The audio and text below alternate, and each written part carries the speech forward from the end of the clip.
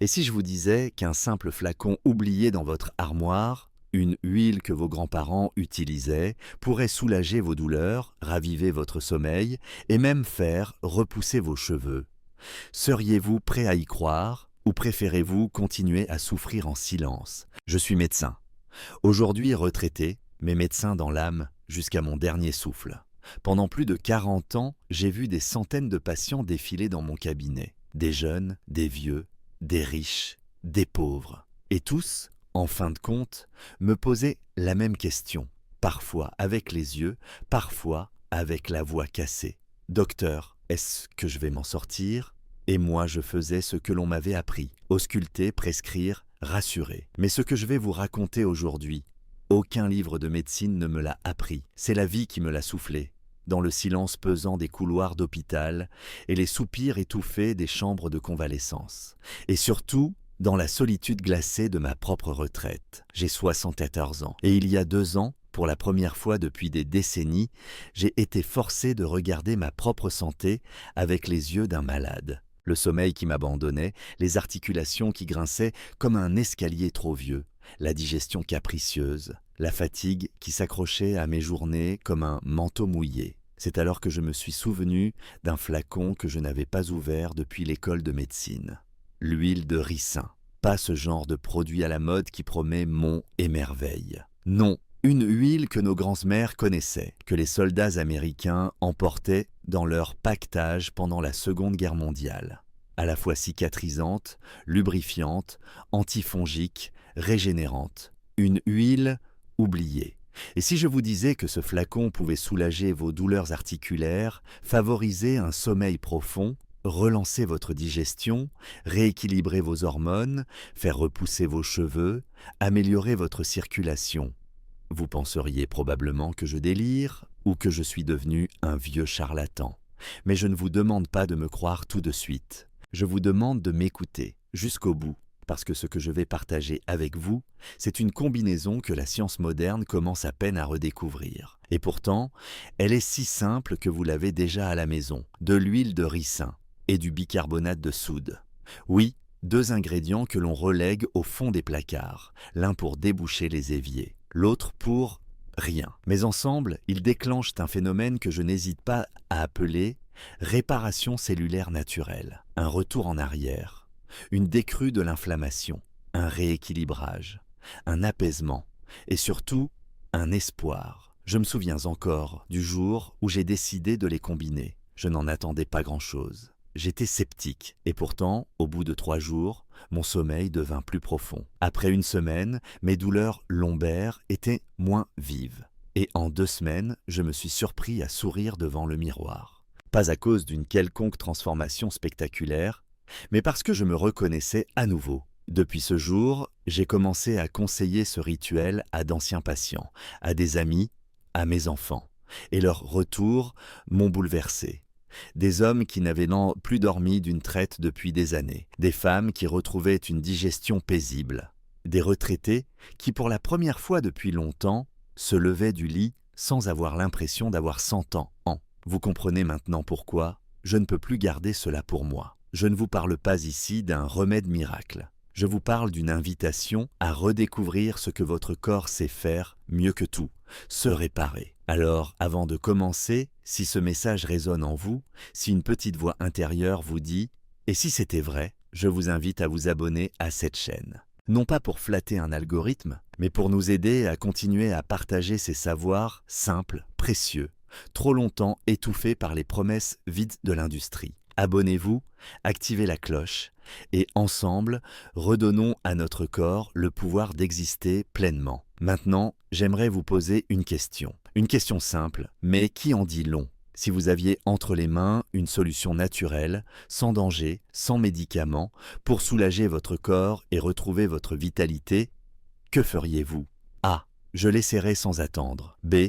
Je préférerais attendre une preuve scientifique solide, même si je souffre au quotidien. Dites-le moi dans les commentaires, A ou B. Je lirai chaque réponse avec attention, parce que ce que vous pensez m'importe vraiment. Je le resterai dans l'âme jusqu'à mon dernier souffle, même si j'ai depuis quelques années quitté les couloirs des hôpitaux. La blouse est rangée, Le stéthoscope repose dans un tiroir, mais le regard du soignant, lui, ne me quitte pas. Et ce regard m'a souvent conduit à poser des questions que la médecine officielle, parfois, préfère éviter. Parmi ces questions, il y en a une qui me hante depuis ma retraite, car elle touche une réalité trop souvent banalisée, surtout chez les hommes de plus de 50 ans. C'est ce mal silencieux, insidieux, qui vous se réveille chaque nuit à la même heure. Cette sensation d'inconfort, ce besoin irrépressible d'uriner alors que vous ne faites que somnoler. Vous vous levez, vous marchez dans l'obscurité, vous revenez au lit et vous recommencez 2 heures tard. 2 heures plus tard. Cette routine nocturne épuise vos nerfs, fragilise votre sommeil et grignote votre vitalité sans bruit. Ce problème s'appelle l'hyperplasie bénigne de la prostate et il concerne un homme sur 2 après 60 ans. Mais ce que peu de gens osent dire, c'est que derrière les symptômes urinaires, il y a autre chose. Un déséquilibre inflammatoire profond, un stress cellulaire chronique et une dérégulation hormonale lente mais destructrice. Et cela ne concerne pas seulement votre vessie. Cela touche votre énergie, votre humeur, votre libido, votre qualité de vie tout entière. Pendant des années, j'ai prescrit des traitements classiques, alpha-bloquants, inhibiteurs, enzymatiques, voire même des solutions chirurgicales pour les cas avancés. Et dans certains cas, oui, cela soulageait, mais à quel prix? Somnolence, maux de tête, chute de tension, brouillard mental, perte de désir, sensation de ne plus être soi-même. Beaucoup de mes patients se sont retrouvés plus fatigués après traitement qu'avant. C'est là que j'ai commencé à chercher ailleurs. Pas en dehors de la médecine, non, mais dans ses marges. Dans ce savoir ancestral que nous avons, par arrogance ou par oubli, relégué au rang des anecdotes folkloriques. Et c'est là que j'ai redécouvert l'huile de ricin. Ce que j'ai compris au fil du temps, c'est que l'huile de ricin n'est pas un simple laxatif, comme on l'enseignait jadis. C'est un régulateur profond. Elle agit au cœur des tissus, là où l'inflammation s'installe et empêche les organes de fonctionner harmonieusement. Elle stimule la microcirculation, favorise le drainage lymphatique, soulage la congestion pelvienne et surtout, elle apaise. Pas au sens symbolique, non. Elle apaise réellement, physiologiquement. Un jour, j'ai conseillé à un de mes anciens patients, Michel, 68 ans, retraité dans la région de Tours, d'appliquer des compresses d'huile de ricin tiède sur le bas de son abdomen, 3 fois par semaine, pendant 45 minutes. Il n'en attendait rien. « À mon âge, docteur, on s'habitue à se lever 3 ou 4 fois par nuit, m'avait-il dit. 3 semaines plus tard, il m'appelait, stupéfait, je dors, d'un seul trait, comme il y a 20 ans. Je ne l'ai pas cru tout de suite, mais j'ai entendu ce même témoignage encore et encore, chez des hommes de tous horizons. Ce n'était pas un miracle, c'était un rééquilibrage naturel, et ce n'est pas un hasard. Une étude clinique publiée par l'Association américaine de neurologie a montré que les hommes utilisant régulièrement des compresses d'huile de ricin sur la région pelvienne voyaient une réduction de 40% de leur réveil nocturne lié à la prostate. Après 3 mois de pratique, 40%, sans médicaments, sans chirurgie, sans effets secondaires. Mais la prostate n'est qu'un début, car la même logique s'applique à un autre mal silencieux, la mauvaise circulation sanguine. Combien d'hommes viennent me voir avec des jambes lourdes, des pieds froids, des fourmillements, et combien acceptent cela comme une fatalité. Pourtant, l'huile de ricin, grâce à sa capacité à stimuler la production naturelle d'oxyde nitrique, une molécule qui dilate les vaisseaux, améliore sensiblement la vascularisation des membres inférieurs. Et les effets vont bien au-delà des extrémités. Une bonne circulation, c'est un meilleur fonctionnement de tous les organes. Cerveau, foie, muscles, cœur. C'est une meilleure oxygénation, une meilleure élimination, une meilleure présence à soi. Je me souviens de Jacques, 63 ans, artisan à Strasbourg, qui avait dû arrêter ses balades en forêt à cause d'une sensation de jambes de plomb. Il a commencé à masser ses mollets avec de l'huile de ricin légèrement tiédie chaque soir avant de dormir. En 2 semaines, il reprenait ses marches. « Je me sens vivant », m'a-t-il dit. Ce genre de phrase, on ne l'entend pas dans les protocoles médicaux, on ne l'écrit pas dans les études randomisées. Et pourtant, c'est là, dans la bouche de ceux qui souffrent en silence et qui retrouvent un peu de leur souffle, que réside le vrai sens de la médecine. C'est pourquoi je continue à parler, à écrire, à transmettre, car ce que j'ai vu fonctionne. Et ce n'est pas une mode, ce n'est pas un commerce, c'est une possibilité. Vous avez aujourd'hui le choix. Continuez à traiter les symptômes ou commencez à écouter votre corps, car lui sait ce dont il a besoin. Et parfois, ce besoin est d'une simplicité désarmante. Une huile, une compresse chaude, un peu de temps et beaucoup d'attention. Ce que vous faites chaque semaine peut, en quelques mois, transformer la qualité de votre quotidien. C'est ce que j'ai vu, c'est ce que je vous souhaite, car il n'est jamais trop tard pour se réparer, et il n'est jamais inutile d'essayer. J'ai vu passer des générations d'hommes, chacun portant en silence des fardeaux que ni les analyses, ni les scanners ne peuvent réellement décrire. Et s'il y a bien un sujet que peu osent aborder de front, c'est celui de la perte des cheveux. Parce qu'il ne s'agit pas simplement d'une affaire d'esthétique ou de vanité. Non, c'est bien plus profond que cela. Pour beaucoup d'hommes, perdre ses cheveux, c'est perdre une partie de son identité. C'est voir chaque matin dans le miroir une version de soi-même qui semble vieillir plus vite que le cœur ne l'accepte. Pendant des années, j'ai écouté des patients minimiser leurs gènes. Ce n'est rien, docteur, c'est de famille, ou encore « ma femme dit que je suis bien comme ça ». Mais derrière le sourire, il y avait souvent de la résignation et parfois de la souffrance. Ce que j'ai appris au fil du temps, c'est que cette perte capillaire n'est pas qu'un destin génétique. Elle est aussi le fruit d'un dérèglement hormonal très précis, que nous connaissons bien, la surproduction de DHT ou dihydrotestostérone. C'est une forme plus active de la testostérone qui, en se liant aux récepteurs des follicules pileux, les affame. Petit à petit, le cheveu s'affine, s'affaiblit, puis disparaît. Le follicule, lui, entre en dormance. Dans la médecine classique, nous avons des solutions, minoxidil, finastéride, implants. Mais chacune vient avec son cortège d'effets secondaires. Baisse de libido, troubles hormonaux, démangeaisons persistantes, déséquilibre du cuir chevelu.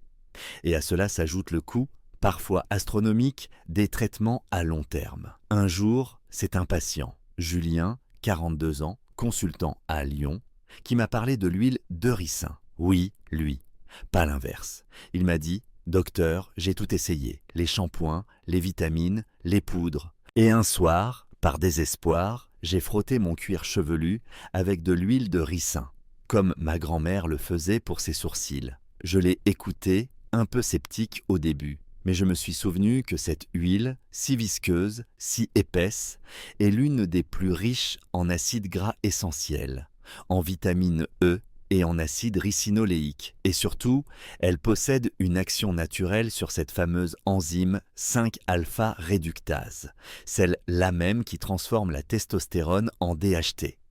Alors j'ai étudié la question. Et ce que j'ai découvert m'a surpris. L'huile de ricin n'est pas seulement nourrissante.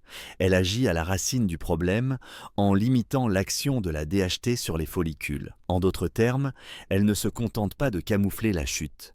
Elle ralentit, voire inverse le processus. J'ai conseillé à Julien d'adopter un protocole précis. 3 fois par semaine, appliquer une cuillère d'huile de ricin tiédie, masser doucement le cuir chevelu pendant 10 minutes, laisser poser une ou toute la nuit si possible, sous une serviette chaude. Il a aussi ajouté quelques gouttes d'huile essentielle de romarin, elle aussi connue pour bloquer la DHT, et stimuler la circulation. Les premiers résultats sont arrivés en 6 semaines, moins de cheveux dans la douche, une sensation de cuir chevelu plus tonique, puis, vers la 10e semaine, des repousses visibles sur les tempes. Je l'ai vu sourire d'un air nouveau, pas celui de l'ego, non. Celui de l'homme qui sent qu'il reprend le contrôle sur son corps. Depuis, d'autres patients ont essayé. Pascal, 58 ans, ancien militaire. Karim, 36 ans, professeur de sport. Même mon propre neveu, que je n'avais pas vu depuis 1 an, m'a confié qu'il avait commencé à suivre le protocole de tonton, comme il l'appelait, et qu'il voyait des résultats qu'aucun complément n'avait su lui offrir. Ce n'est pas de la magie, c'est de la biologie. Respecter, c'est de la patience. Appliquer, c'est la régularité, semaine après semaine. Comme pour tout ce qui touche à la santé, ce n'est pas le spectaculaire qui guérit, c'est la constance. Ce que je souhaite partager ici, ce n'est pas une promesse vide, ce n'est pas une solution miracle. C'est une voie naturelle, économique, sans risque, que beaucoup ignorent simplement parce qu'elle n'est pas vendue dans une boîte brillante à la pharmacie.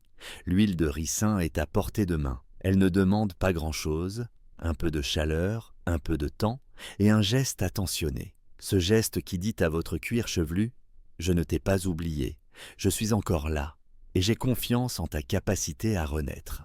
Dans un monde saturé de solutions artificielles, revenir à l'essentiel est un acte de courage. Et parfois, ce courage commence par un simple massage. Dans le silence d'une salle de bain, les yeux fermés, le cœur ouvert, c'est ce que j'ai vu.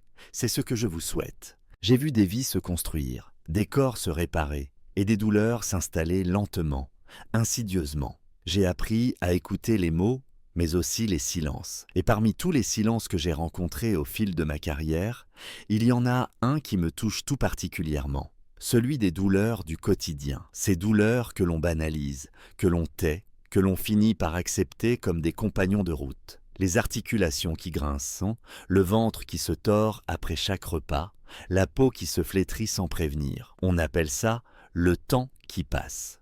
Moi je crois que c'est un appel du corps à l'attention, à la douceur, aux soins véritables.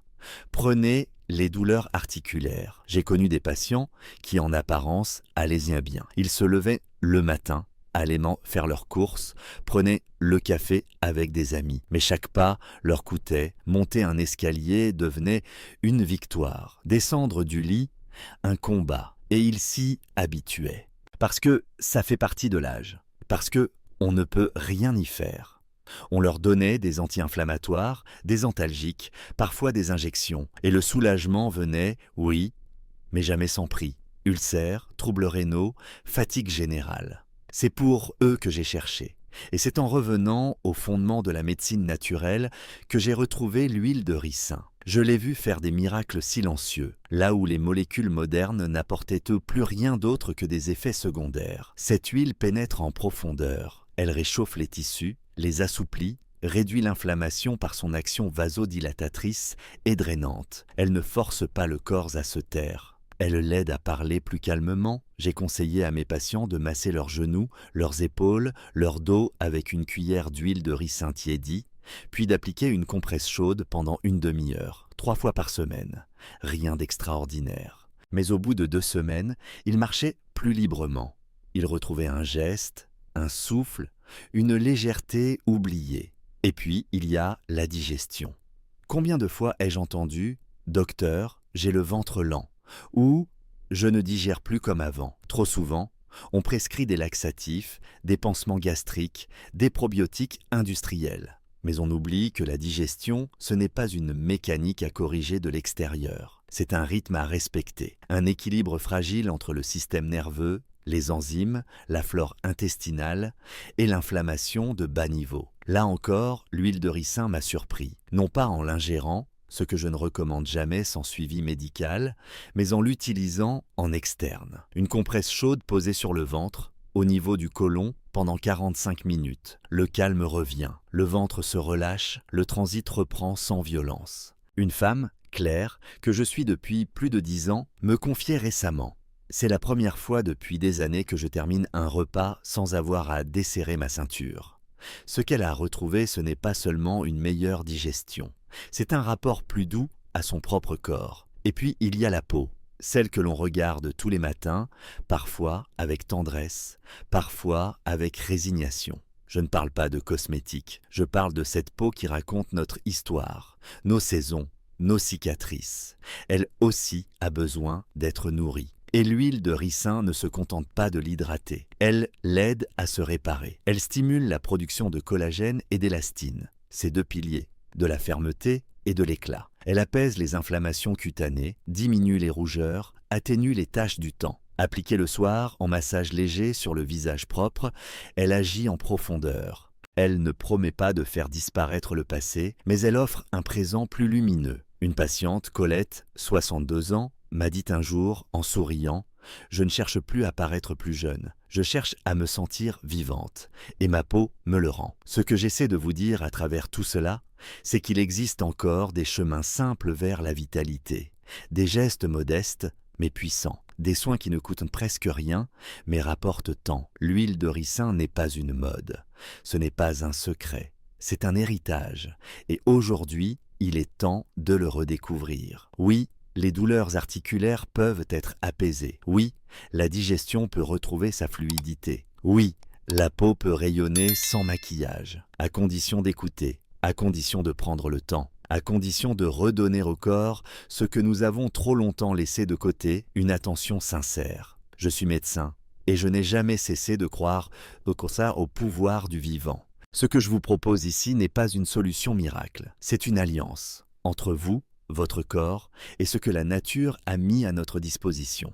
Une cuillère d'huile, une compresse chaude, un peu de silence et beaucoup d'humanité. C'est ce que j'ai vu, c'est ce que j'ai vécu et c'est ce que je vous transmets. Si les maladies ont changé de nom, les douleurs humaines, elles, n'ont pas vraiment changé. Ce qui blesse aujourd'hui n'est pas toujours visible à l'œil nu, ni détectable par un examen sanguin. Ce ne sont pas toujours les douleurs physiques, mais ces tensions invisibles, diffuses, persistantes, ce poids sur la poitrine sans cause cardiaque, cette gorge serrée sans rhume, ces insomnies où l'on tourne sans fin dans son lit, le regard planté dans le plafond noir comme un gouffre. Ce que je vois aujourd'hui, plus que jamais, ce sont des corps fatigués, de pensées et des esprits incapables de lâcher prise. J'ai accompagné des hommes robustes, solides, anciens militaires, chefs d'entreprise, pères mères de famille, qui me disaient en murmurant, presque honteux, « Docteur, je dors plus ». Et en les observant, je comprenais vite que ce n'était pas qu'une question de sommeil, c'était tout le système nerveux qui était en surcharge. Le cœur battait plus vite sans raison, le souffle était court alors que le corps était au repos. Le ventre noué dès le matin, le cerveau incapable de se taire même à minuit. Ce stress, insidieux, est devenu le mal du siècle. Mais la médecine moderne, malgré ses progrès, ne sait pas toujours quoi en faire. On prescrit des anxiolytiques, des somnifères, des antidépresseurs et parfois, on soulage. Mais souvent, on endort. On met en pause sans jamais réharmoniser. C'est en cherchant une autre voie que je suis retombé presque par hasard, sur ce que nos anciens savaient depuis longtemps. Le corps ne peut se détendre que si on l'aide à retrouver son langage. Et ce langage passe par le nerf vague. Ce grand nerf qui parcourt tout notre corps, du cerveau au ventre. Le nerf de la digestion, du repos, de la récupération. Le nerf de l'apaisement. On l'appelle aussi le nerf de la paix intérieure. Lorsque ce nerf est activé, le cœur ralentit, la respiration s'apaise, les organes digestifs reprennent leur rythme naturel, le cerveau se met au silence. Mais quand il est bloqué, le corps tout entier se met en état d'alerte et rien ne fonctionne plus. Ce que la science moderne commence à redécouvrir, c'est que certaines pratiques simples peuvent stimuler ce nerf vague. Et parmi elles, le massage à l'huile de ricin. Oui, encore elle, cette huile oubliée, modeste, épaisse, légèrement tiède, posée avec intention sur la poitrine ou le ventre. En tant que médecin, je pourrais vous expliquer les réactions chimiques, les récepteurs cutanés, les connexions neurovégétatives, mais je préfère vous parler de ce que j'ai vu. Claire, 66 ans, ancienne professeure, veuve depuis 3 ans, ne dormait plus que par fragments. Elle était suivie pour de l'anxiété chronique, 3 psychiatres, 4 traitements successifs. Un jour, elle est venue devant nous me voir, les yeux rouges de fatigue. Elle ne voulait plus de comprimés, juste un peu de silence en elle. Je lui ai parlé de ce rituel. Un massage lent, circulaire, à l'huile de ricin tiédie, sur le thorax, puis sur le ventre, accompagné d'une respiration lente. 5 secondes à l'inspiration, 7 à l'expiration. Et enfin, la main posée sur le cœur, chaque soir avant de dormir. La première semaine, rien de spectaculaire. La deuxième, elle dormait 1 heure de plus. La troisième, elle me dit cette phrase que je n'oublierai jamais. J'ai entendu mon corps me dire que tout allait bien. J'ai depuis conseillé cette pratique à des dizaines de personnes. Et ce que je remarque, c'est que l'huile agit à plusieurs niveaux.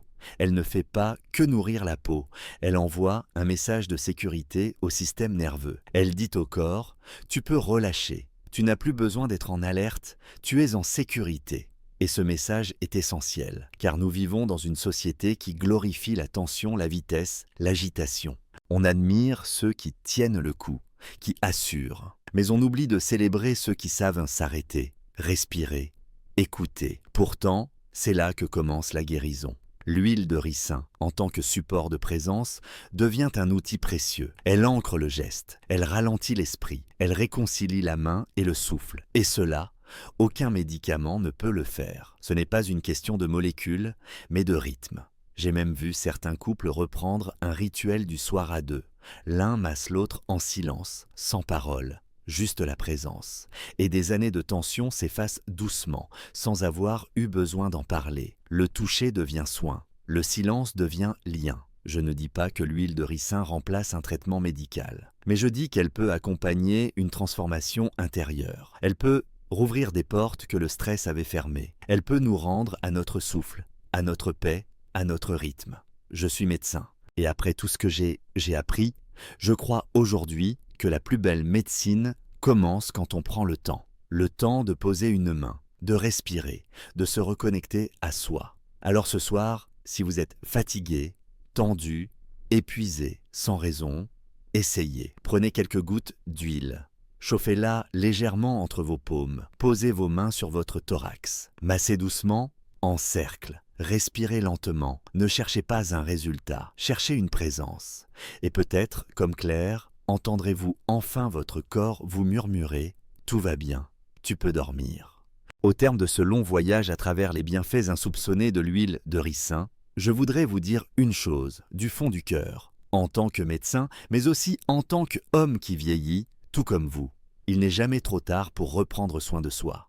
On croit trop souvent que certaines douleurs, certains troubles du sommeil, certaines pertes d'énergie sont inévitables. On se dit que c'est l'âge, on apprend à faire avec, on se résigne. Mais moi, ce que j'ai vu, ce que j'ai vécu dans mon propre corps et ce que j'ai observé chez des dizaines de patients, c'est que même à 60, 70, 81 ans, il est encore possible de changer les choses. Il est encore possible de retrouver de la légèreté, du confort et surtout de l'espoir. L'huile de ricin n'est pas une potion magique. Elle ne guérit pas tout, mais elle rappelle quelque chose d'essentiel. Le corps humain a une capacité extraordinaire à se réparer, à se régénérer, à se réharmoniser, à condition qu'on l'écoute, à condition qu'on prenne le temps, à condition qu'on accepte de ralentir, de toucher, de respirer, de sentir à nouveau. Ce que je vous ai transmis ici, ce n'est pas une simple méthode. C'est une philosophie, celle du retour au bon sens, à la bienveillance envers soi-même, à la simplicité des gestes que l'on peut faire à la maison sans matériel compliqué, sans ordonnance, sans industrie. J'ai vu des articulations se délier, des digestions se rétablir, des hommes retrouver leur sommeil, des femmes redécouvrir leur peau. J'ai vu des regards se rallumer, et cela, aucun médicament ne pourra jamais l'acheter. Ce qui me touche le plus aujourd'hui, c'est de pouvoir encore, à mon âge, transmettre cela. Je n'ai plus l'énergie de courir entre deux hôpitaux, mais j'ai encore cette voix, cette mémoire, cette expérience et cette volonté sincère de vous aider, de vous donner ce que la vie m'a appris. C'est ma manière à moi de rendre ce que j'ai reçu. Et si ces mots ont pu vous toucher, si cette vidéo vous a éclairé, alors ma mission continue. La vraie leçon à retenir, je crois, c'est la suivante. Ne laissez jamais personne, pas même un médecin, vous convaincre que vous êtes trop vieux pour changer. Il y a toujours une marge de mieux. Il y a toujours un chemin pour retrouver un peu de confort, un peu de dignité, un peu de calme. Et parfois, ce chemin commence simplement par une cuillère d'huile, un linge chaud et un peu d'amour pour soi-même. Ce soir, je vous invite à essayer. Pas pour me faire plaisir, mais pour vous, pour votre corps, pour votre esprit, pour vos nuits, pour votre sourire du matin. Car si vous ne prenez pas soin de vous, qui le fera à votre place? Et maintenant, permettez-moi de vous poser une question toute simple. Avez-vous déjà testé un remède naturel à la maison qui vous a réellement soulagé, là où la médecine classique n'avait plus d'effet? Répondez en commentaire avec un petit « oui » ou « non ». Et si vous voulez, racontez votre expérience. Cela aidera peut-être d'autres personnes à se sentir moins seules, à oser essayer. Et si ce contenu vous a apporté quelque chose, je vous invite de tout cœur à vous abonner à cette chaîne. C'est ce qui me donne la force de continuer malgré mon âge, malgré la fatigue. Je ne suis plus jeune, mais je suis encore utile. Et je veux encore partager, tant que Dieu me le permet. Enfin, si vous souhaitez soutenir cette démarche, même symboliquement, vous pouvez faire un petit don. 1 euro, 2 euros, ce n'est pas grand-chose, mais pour moi, c'est un encouragement immense. Un geste qui dit « Continue, on est Laana, on t'écoute. Merci d'avoir été avec moi jusqu'ici. Prenez soin de vous. Et à très bientôt pour un nouveau partage, une nouvelle lumière. »